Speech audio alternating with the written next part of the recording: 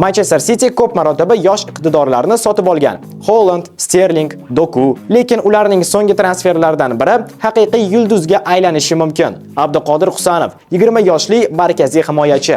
2025-yil yanvar oyida City uni 40 million yevroga sotib oldi. Kimdir buni katta risk deb o'ylagan payti Husanov hozirgi o'yinlari bilan ularga salom yo'llamoqda. Uning o'yini nimasi bilan o'zgacha va nega ayrim mutaxassislar uni kelajakda yangi Virgil van Dijk deb atashmoqda? Keling, bugun buni ko'rib chiqamiz. Shuhrat, Setanta Sports O'zbekiston kanali, like bosib kanalga obuna bo'lib qo'ying. Biz esa boshladik. O'xshamagan debyut. Abduqodirning debyuti 2025-yil 25-yanvarda Chelsea ga qarshi bo'ldi. Bu o'yinda unga oson bo'lmadi. 3-daqiqadayoq u xatoga yo'l qo'ydi. Bosh bilan ortga noto'g'ri pas berib, Chelseaning goliga sabab bo'ldi. Bu yosh himoyachi uchun og'ir vaziyat edi, lekin City ruhiy tushkunlikka tushmadi va 3-1 hisobida g'alaba qozondi. O'yindan keyin City bosh murabbiyi Pep Guardiola uni qo'llab-quvvatlab shunday dedi: "Xatolar bu moslashuv jarayonining bir qismi. Abduqodir iqtidorli, u tez o'rganmoqda va kelajakda eng yaxshi himoyachilardan biriga aylanishi mumkin. Ammo u ingliz yoki fransuz tillarini yaxshi bilmaydi.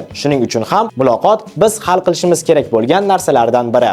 Husanov himoyada kuchliroq. Abduqodir Cityga kelgungacha himoyaviy ko'rsatkichlar bo'yicha Cityning barcha himoyachilaridan deyarli ustun edi. Faqatgina paslar aniqligi 89%, qolganlarida 90 dan baland bo'lgan payti. Lekin bir narsani inobatga olishimiz kerak. Qolgan himoyachilar Guardiola qo'l ostida minimum 3 yil o'ynab shu ko'rsatkichga erishishgan. Husanov esa bu statistikani Lans safidan turib qilgan. Hozirda esa uning o'yindan keyin berilgan raqamlari hayotda tez xulosa chiqarish kerak emasligiga yaqqol misol. Futbolchi statistikasi. Mart oyiga kelib Abduqodir Manchester City tarkibida 5 ta o'yinda maydonga tushdi va bitta gol urdi. Uning himoyaviy statistikasi ajoyib. O'rtacha har bir o'yinda 68% yakka kurashlarda g'alaba qozonmoqda va so'nggi 5 ta o'yinda eng past olgan bali Footmod sayti yozishicha bu 6.5 va bu ham Realga. O'yin qanot himoyada Viniciusga qarshi, Newcastle ga qarshi 7.4, Liverpool 7.6, Tottenham 7.4 va Nottingham 7.1. Ma'lumot uchun uning hozir himoyadagi sheriklarida bunaqa stabil ko'rsatkich yo'q. Husanov kimga o'xshaydi?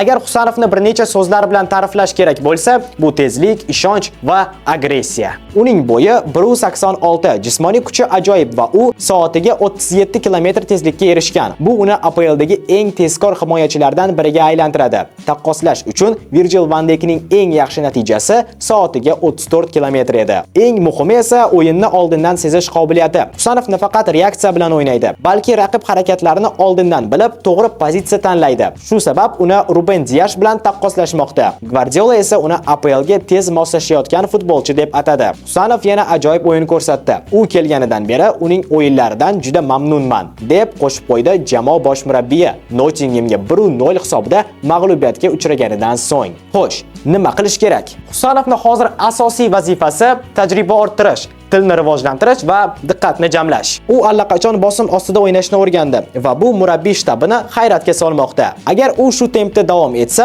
bir necha yildan keyin biz uni nafaqat Cityning, balki butun dunyoning eng yaxshi himoyachilaridan biri deb atay olamiz. Va yana bitta narsa, shaxsiy fikrim. Bu videoni mendan yoshroq ukalarimiz ham ko'radi va yosh avlod uchun Husanov katta yo'llarni ochib berdi. Paytida bunyodkorga olinmaganida yoki Belarusdagi qiyin sharoitli paytida futbolni tashlab, kattalarimiz aytgandek bo'ladigan ishni qilish ham mumkin edi. Lekin Abduqodir taslim bo'lmadi, to'xtamadi, mehnatdan qochmadi va hozir dunyoning eng kuchli jamoalaridan birida to'p surmoqda. Hamma narsa insonning o'ziga bog'liq. Sharoit, puldan yetishmovchilik bu siz erishmoqchi bo'lgan orzularga yanada kuchliroq motivatsiya bo'lsin. Bahona emas. Shuni unutmang. Sizning fikringiz qanaqa? Husanov kelajakda APL super yulduziga aylanishi mumkinmi? Izohlarda yozib qoldiring. Agar video yoqqan bo'lsa, like bosib, kanalga obuna bo'lish esdan chiqmasin. Sizlar bilan Shuhrat bo'ldi. Setanta Sport O'zbekiston kanali. Keyingi videolarda ko'rishguncha, xayr.